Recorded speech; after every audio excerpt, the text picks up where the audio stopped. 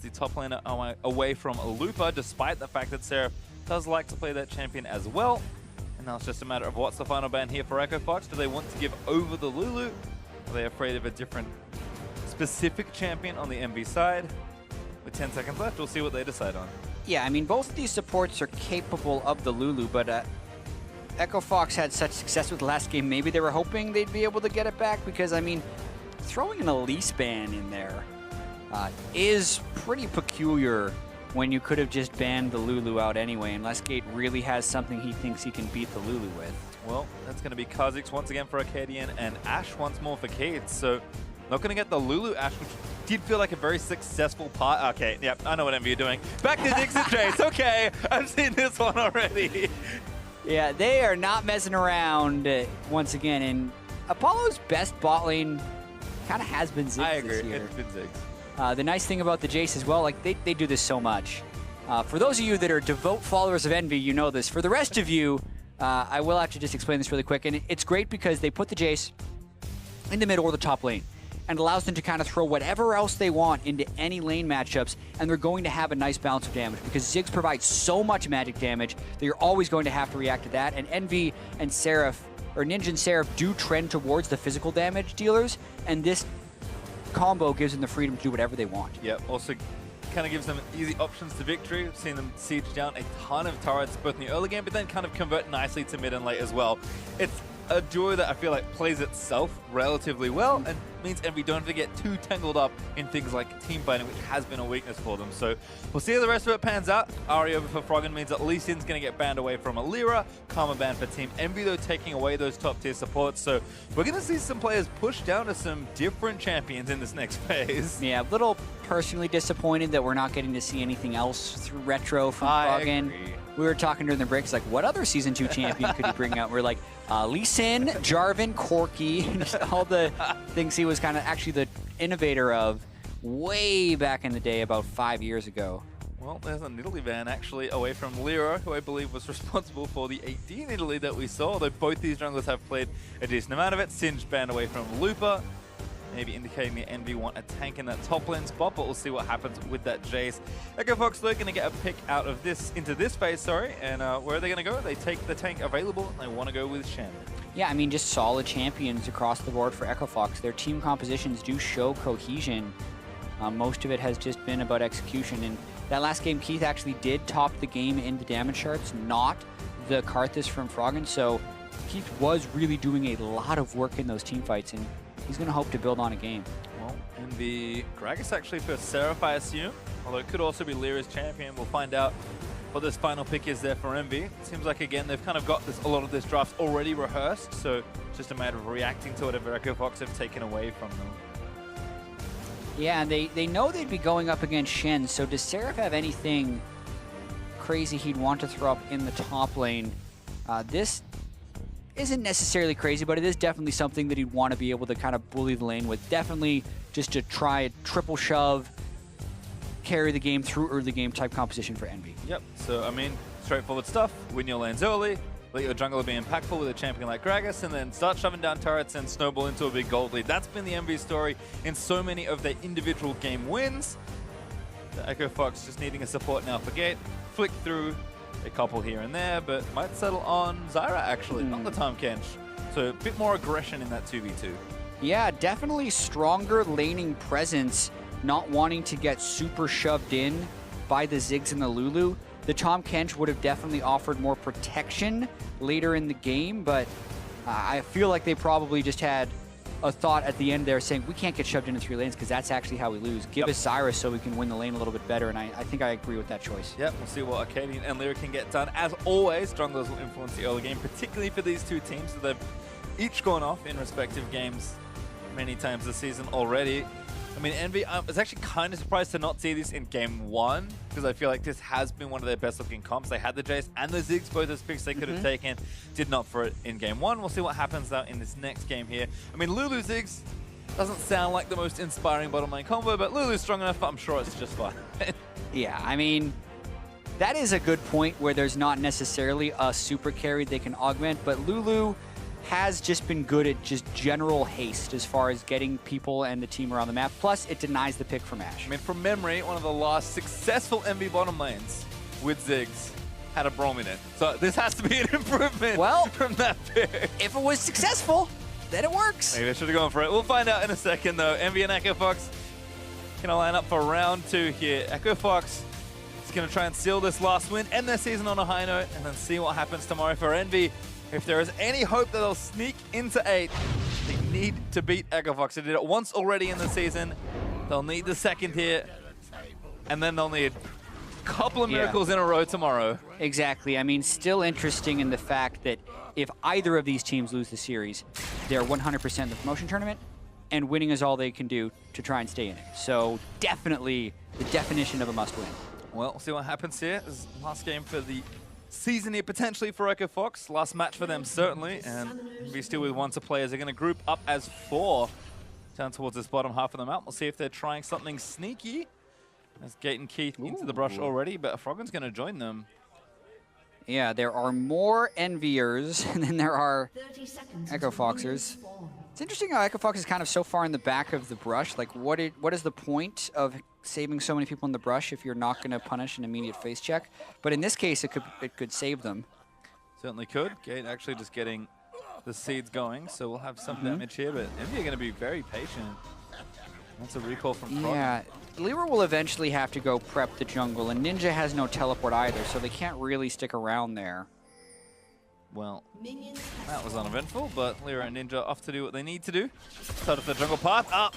First damage goes to Keith. Looks like he won the early trade, although back in for Hakuo.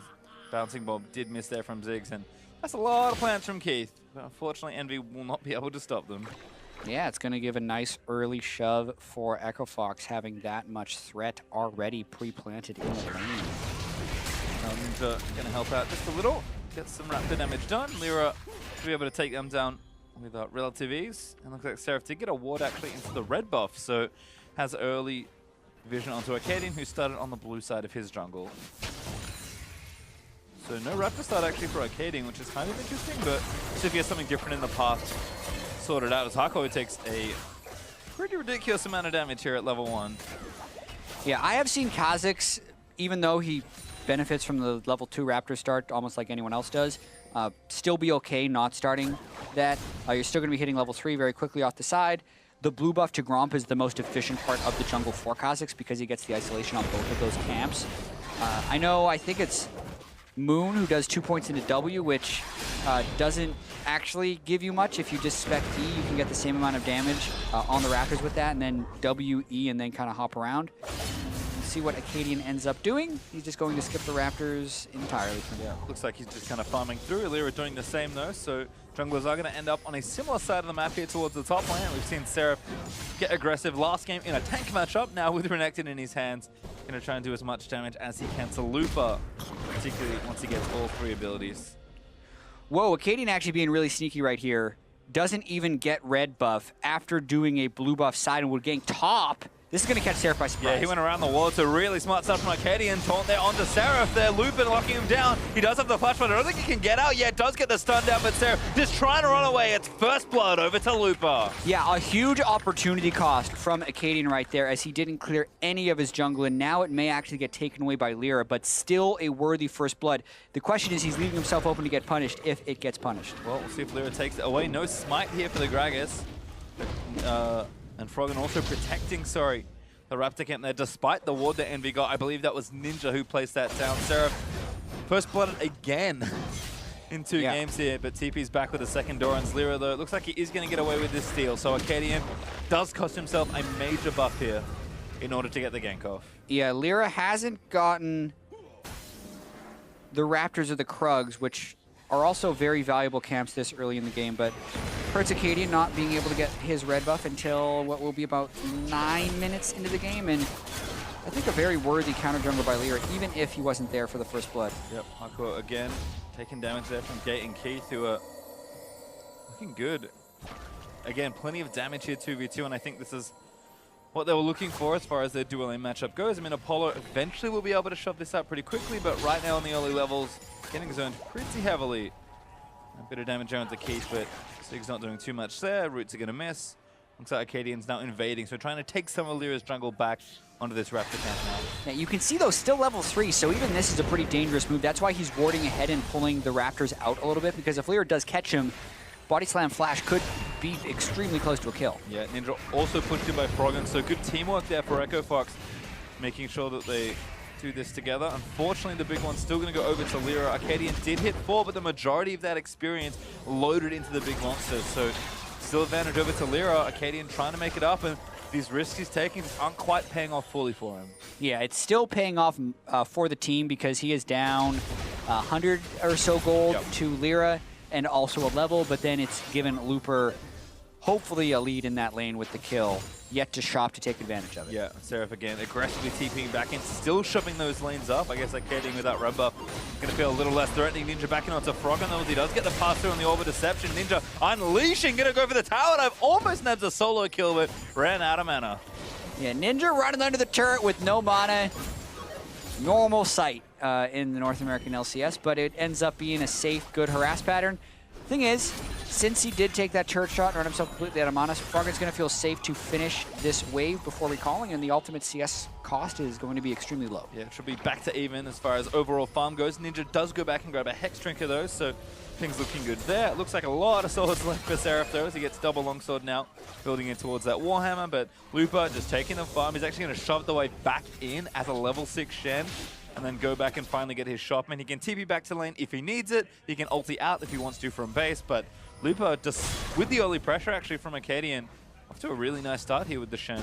Yeah, Grasp Shen against the Fervor Renekton. Renekton would win in a super long engagement, especially with all these items. I mean, Looper, at this point, I think he definitely should have recalled. The fact that he's sticking around for yet another wave, it speaks a little bit to greed to me. He's sitting on 1,800 gold. I mean, Arcadian's also behind him, but Lyra also sitting on this side. Seraph now with his ultimate, so should have an advantage in combat. I wonder what breakpoint Looper is waiting for, but this is very greedy. He'll be spending too much time with Froggen, but we'll see if it costs him his life here. Lyra not coming up for the gank just yet, but again, Seraph will easily win all these trades, particularly that Looper has not gone back to purchase any additional defensive stats. Yeah, and I felt like he was at a point where he had a map pressure advantage, knowing Seraph's teleport was down, knowing Looper was going to be able to shop and have a gold breakpoint. Could have, with that gold, built armor as well as a Bomby Cinder if he wanted to help shove out, or he could have gone Tiamat towards Ravenous Hider. There's a lot of things that would have given him an early lead, but now he's kind of lost the pressure in that lane because he had to concede so much to Seraph, and he just got one extra wave out of that full delay. Full Chain Vest and a Bomby Cinder, where he could have done a Cloth Armor Bomby Cinder and been back much earlier. Yeah, he's going to TP back in, but Seraph's TP is going to come back up, so that global pressure kind of back to even. Looper again does have the Stand United ready, so can join in on something like this red buff invade if he so chooses. Arcadian looking to take this down from Lyra. Smites are up for only one jungler, that's Envy. Arcadian trying to delay. It's a few seconds until his smite's back up. Arrow going to miss from Keith, so that is probably going to call off to play. Lyra might chase him down, does have the flash ready. Very boldly walking into the jungle there, kind of confident in the control the rest of the lanes have. Looper and Seraph though back at it, and Looper starting to win a few more trades. Taunt's good. Grass is going to proc in onto Seraph. Seraph still with the ultimate, now going to be forced to burn it. Gets the trade back in onto Looper, getting a good amount of health back from that empowered Q. Looper is going to hang back and take the trade up. As Froggen goes ahead and gets his blue buff. Yeah, and looking back to that invade that we just saw on the red buff, the longer Echo Fox stays there, the more dangerous it becomes because you're just giving the enemy team more time to collapse down. So it was actually very risky by the end of it when they stuck around for the smite cooldown. Somewhat lucky to not get punished by that. Well, looks like again Apollo still taking a lot of heat here in the bottom half. Once again, Keith will be going for Bilgewater Cutlass, so later the Ruin King into Hurricane should be the build again. But Apollo, with the last chapter already done, should be able to much more easily clear these waves out and hopefully not get pushed in as much. Keith's still with a CS lead there, so somewhat troublesome. We'll see if this lane gets any better for EnVy.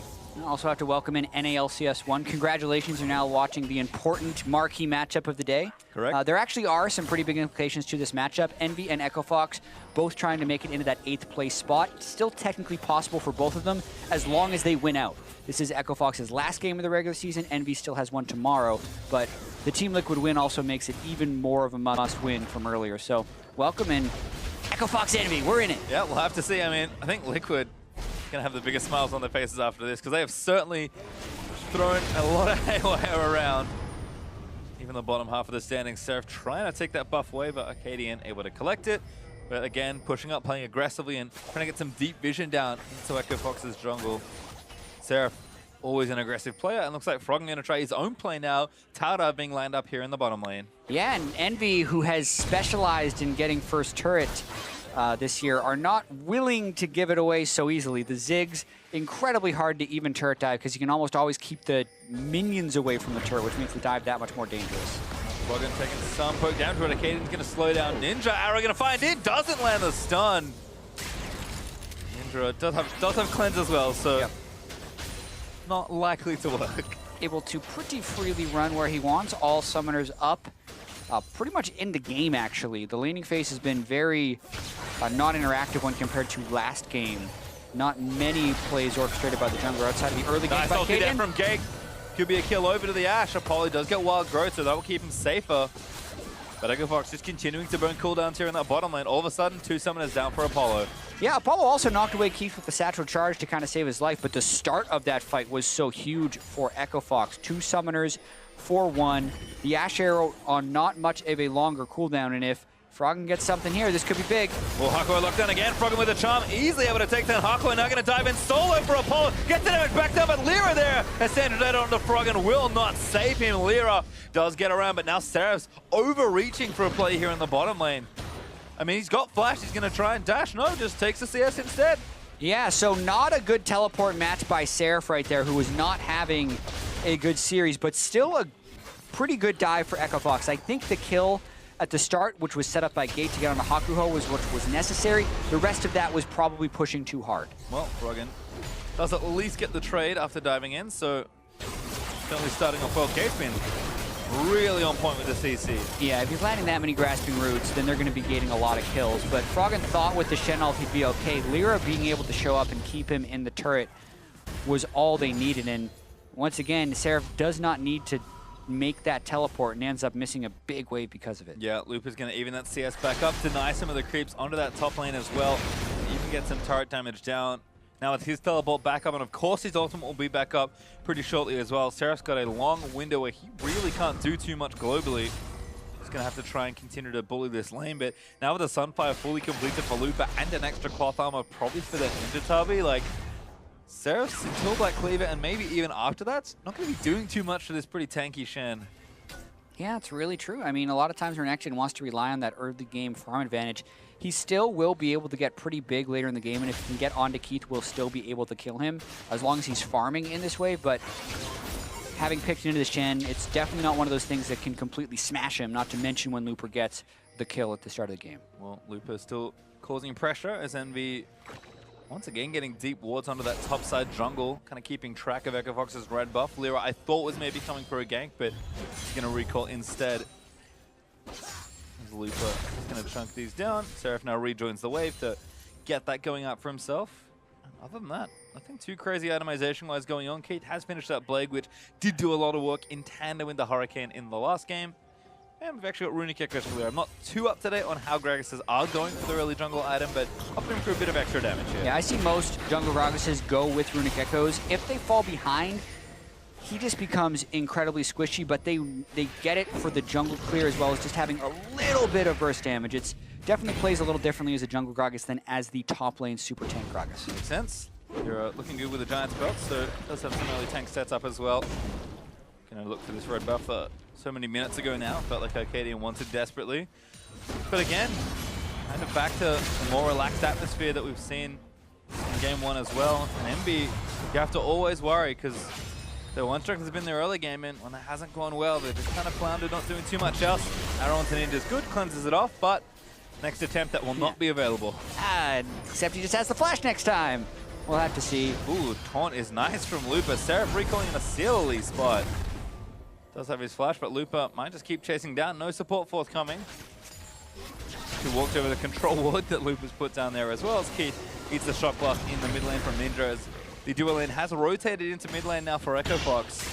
Can actually keep Froggen in that side lane despite the fact that no turrets have fallen. Kind of interesting to see Echo Fox do this rotation somewhat early.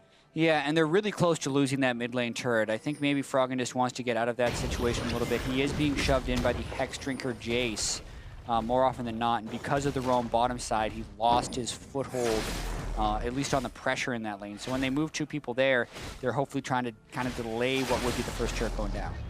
He's going to take control of the top side Scuttle Crab. Echo Fox again, happy to play it nice and chill. Lupo trading well onto Seraph here. Does get stunned, but Shen pretty tanky in these stages, and Seraph does kind of need to complete that first major item to maybe combat a little bit better.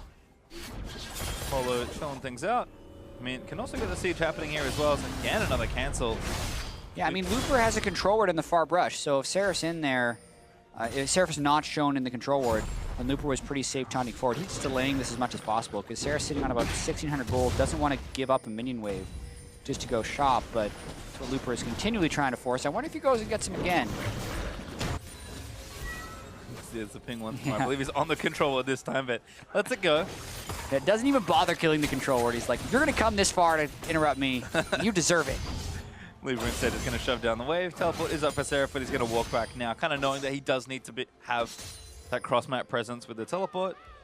Apollo juggling some bombs there in the mid lane, but probably needs a stiff breeze and a satchel to take down that mid-outer turret and give Envy that first turret that they love so much. Yeah, been a very subdued early game. We saw an inhibitor down at 15 minutes in the last one. So definitely fewer crazy plays being attempted, but still some lane swapping that could definitely open up at any point. It's kind of funny to see that Echo Fox are playing a similar start to Game 1, just kind of without the same scaling. I think part of what I liked about Echo Fox's Game 1 comp was that they had a lot of insurance built in with the likes of the casters this time. A lot more pick and mid-game focus, but when they don't find the picks, that's it. Yeah, actually pretty good side steps by EnVyus really right nice. there. The arrow ends up field goaling, but that was one where I liked the aim. A lot of times I haven't been a fan of Keith's arrows because I feel like he shoots them at strange angles, which give really easy retreats. The arrows I'm the biggest fan of is when you're trapping someone in a corridor and you're cutting off their natural escape path with it, as well as making it so they could only juke in one direction, so almost forcing like a sideways summoner spell usage to dodge. Hard to find those spots on the map, but that was a pretty good one because they were trapped in the river. Just good side steps. Yep, no pick though forthcoming, and as a result, mid turret goes over to Envy, so they'll continue to keep that percentage high, taking down the mid outer turret that eluded them for so long there in game number 1. And again, if Zig's going to get towards that second item, now a Shane up for Apollo building in towards the Lich Bane. Sure, Drake being started by Echo Fox is going to be kind of a total objective trade, assuming they take this down freely, which it looks like they will, but Envy definitely kind of mounting towards that mid game. And with Ziggs and Jace, you have to think the plan should be simple and just trying to siege down as many turrets as possible once they're at maybe the 2-item threshold apiece. Yeah, it's setting up shop, landing some poke onto any of the squishies on Echo Fox to push them off the turret, and then also having Seraph trying to neutralize Shen as much as possible, make it so he can ultimate in to save or create any flank initiations. Let's keep him busy. Seraph doing that so far. Going to proxy away by the looks of things, but Echo Fox is coming up to gank him. Yeah. Bad time for a proxy. Maybe not the best time for proxy, but there's also all of Envy coming up here as well. Oh, he's out. Maybe, yep. Looper going to let him go. Doesn't taunt him now. And as you mentioned, Apollo, Lyra, and Haku are all towards that side of the jungle, continuing to keep it watered down. In fact, Lyra might even be thinking about a potential dive, but instead just joins the wave and going to help Apollo push in towards this turret. Yeah, you look up, they've taken the first turret, they're up 1,000 gold, and they're even taking control of the jungle. So these are the steps you want to see them taking. As far as they can get deep vision, it's just a matter of creating plays from this point forward. And they're also quite strong in his 1v1. Froggen is getting a little bit more farm here, I think, in this bottom lane. Keith's going to have to farm this mid lane for as long as he can and as safely as he can. And Ninja should get really strong when he hits whatever his next item breakpoint is. He's kind of just got a couple of components now. Froggen's getting dove. Ulti is not quite there. Good angle attempt there from Lyra, but Froggen, what a boost. Way to safety. Arrow length on they got Apollo. one. Gate flashes in. There's the pick that EnVyus won. Acadian comes down on Apollo. Finally, they land the Ash Arrow. Apollo does not flash it. And then his chain CC. This is a power play for EchoFox. Yeah, looks like if they take this down, it should even the game right back up. EchoFox will actually find themselves ahead in gold after taking down this turret. And sure, it's not a big lead, but the one problem is that maybe they don't get turrets and Envy are able to siege them out now. Not a possibility. Yeah, even with that though, the mid lane turret does hold more map value. Ninja got one on the bottom side, so Envy's still able to trade back. Envy's strat is still going to be trying to go strong, push the lanes up as much as possible, use the Jace and the Renekton in split push situations, and if Apollo ever gets free time, he'll just delete a turret with the Satchel Charge. Other than that, he'll be on wave clear duty. As we mentioned, Envy's most effective comp throughout the year. Again, EchoFox happy with this. Looper going to go down, meet the minion wave coming towards that tier 2 turret, so he'll be easily able to push those out and then join fights whenever he needs to. Froggen transferring up to the top lane. This has been a staple of, I would say, EchoFox's play, but particularly just Froggen's general playstyle. He loves to get into the open side lane and take kind of the majority of that farm.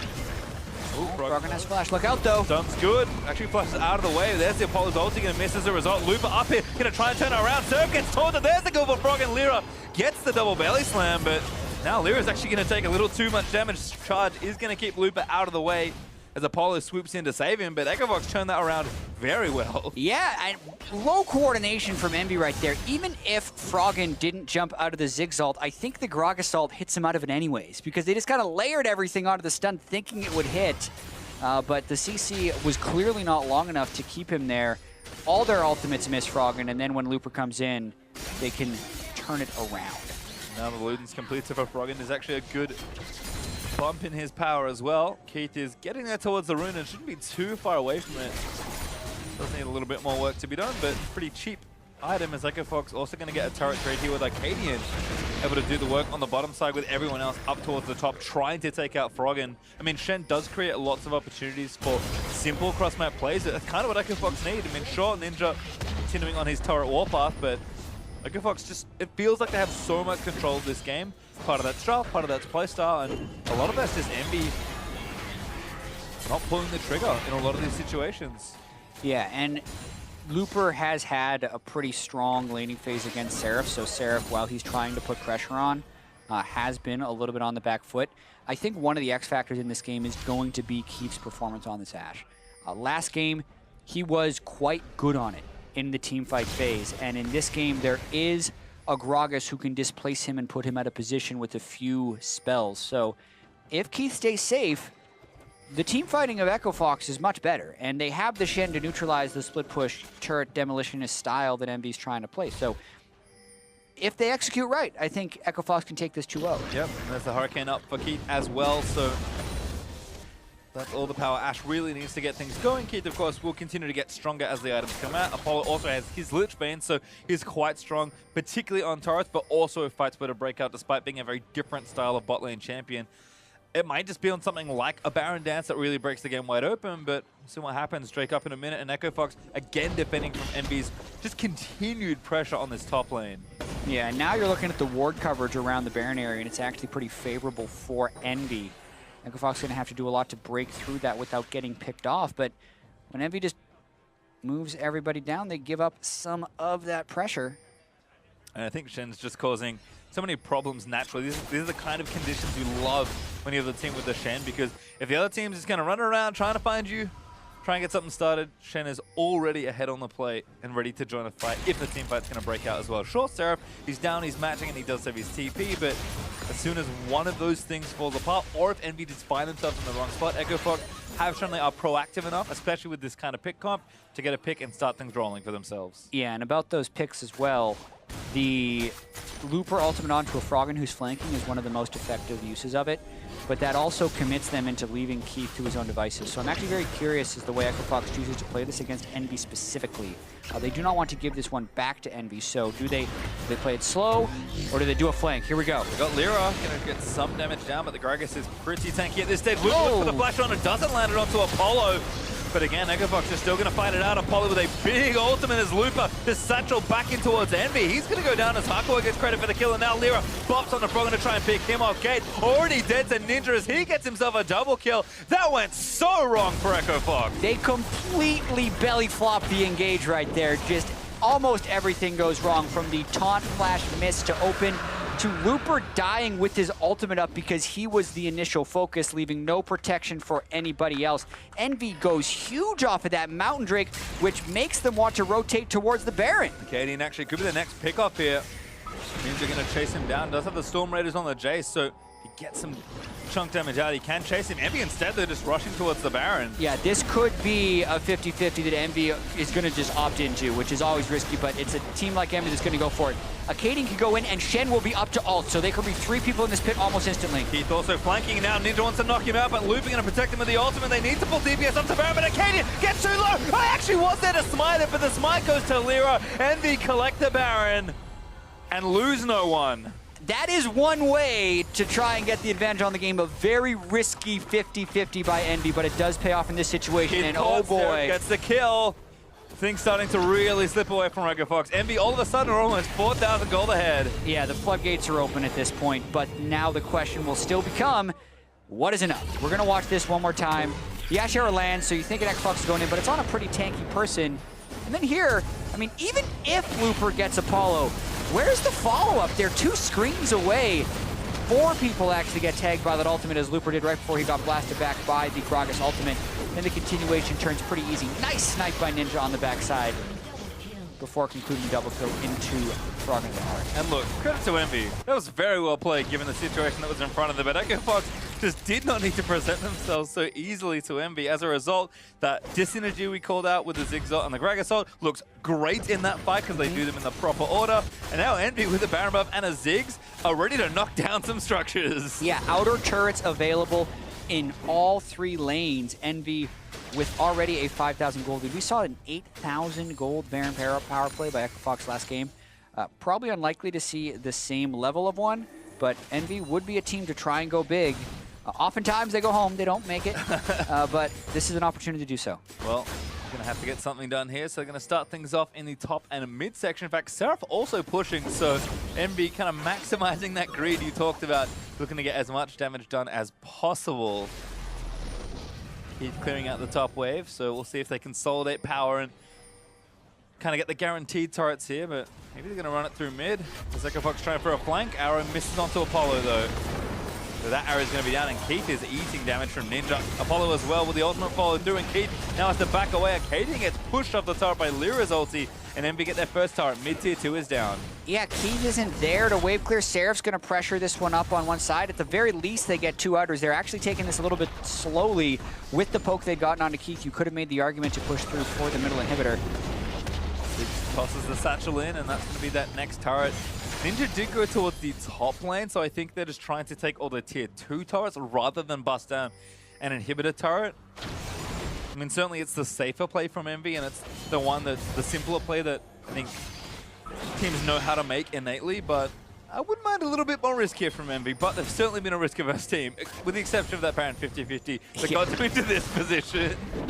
Man, I mean, risks that you're willing to take when you're a 3-13 team. If it's a 50-50 for victory, that's a great percentage to take in that situation, even though there are ways to prep that better. Watching this one, though, with the 7,000 gold lead, they're just going to keep the pressure on. Yeah, it looks like they might have enough. Baron buff still up for quite a while longer, so my understanding of that timing. Certainly Envy know that they have more than enough time to prep these waves and knock down those 6 turrets, as they do have the turrets go up by 4 over EnVyus.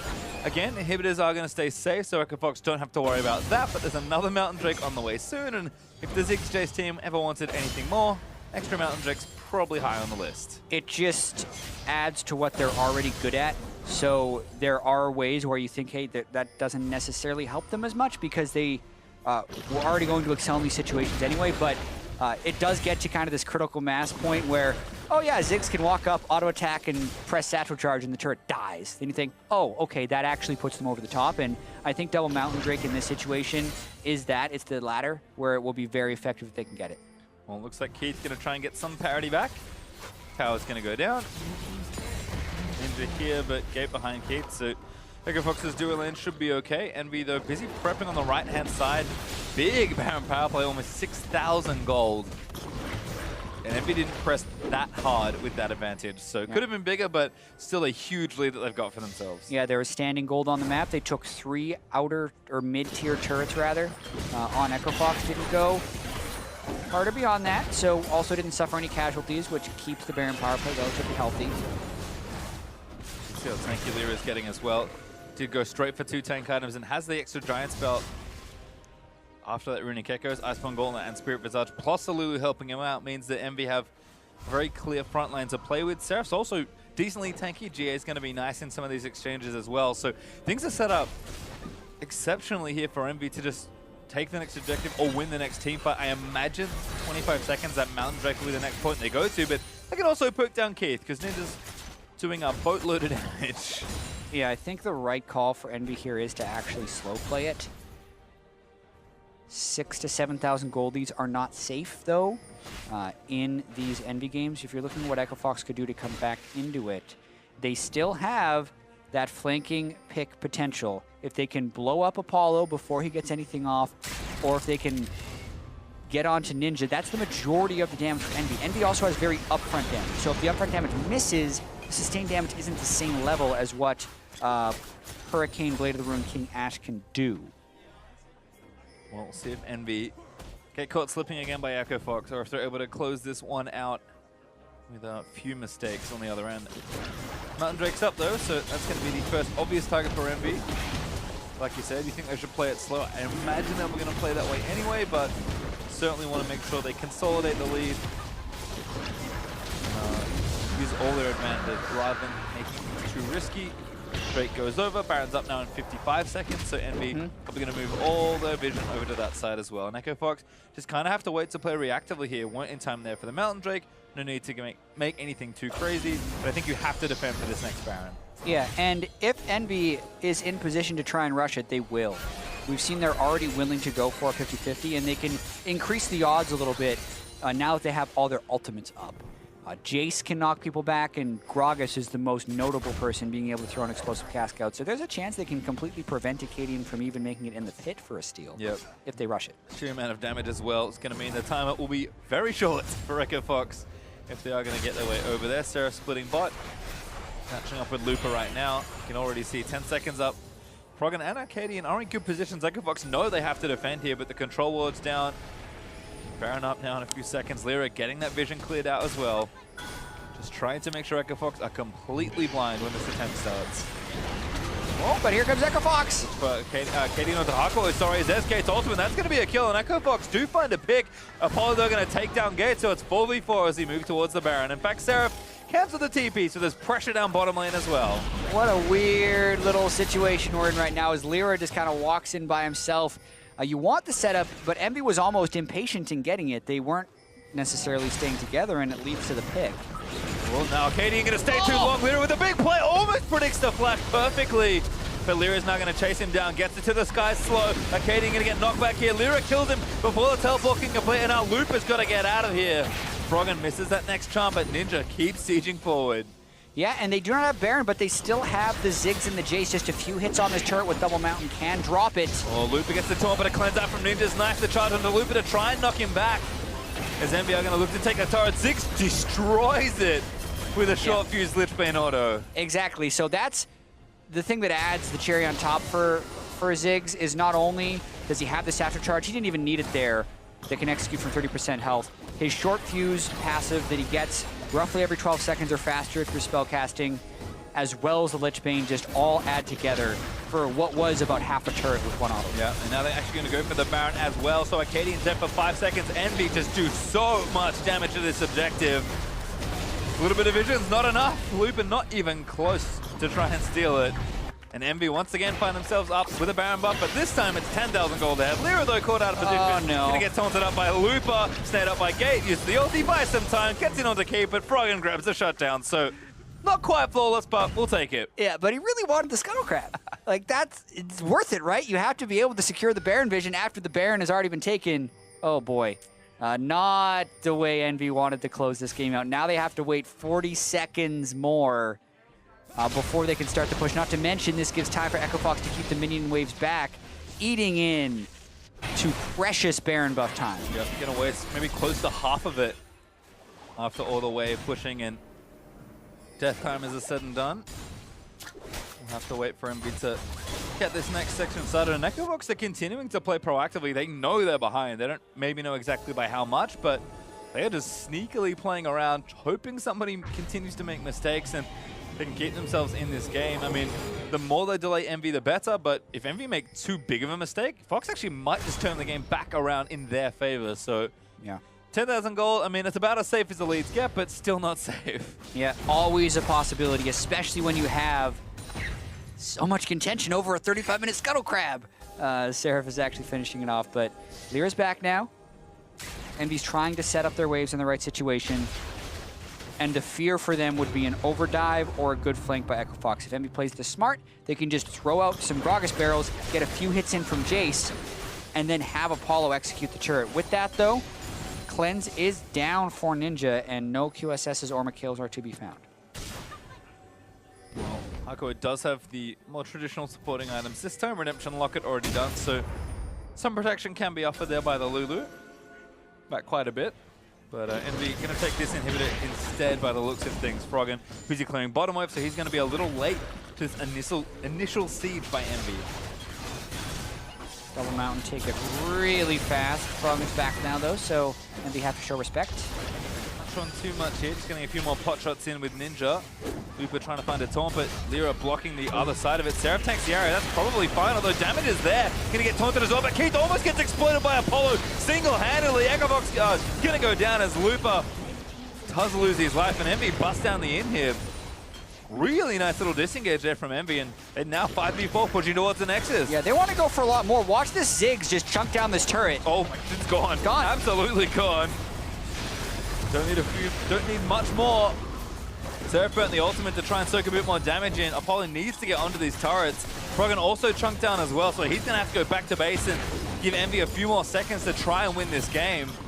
Yeah, it's going to be a 5v4, and as long as Apollo can get that auto attack in on the turret, it's gone. Yep, there it is. Loses about 40% health just from the short fuse. Seraph finds Keith, goes back into him, and he goes down. EnVy are going to force a third and final game. Froggen caught it on the other side. Apollo flashes in for a bit of a victory celebration. And we wouldn't have it any other way. A must-win game will have a final.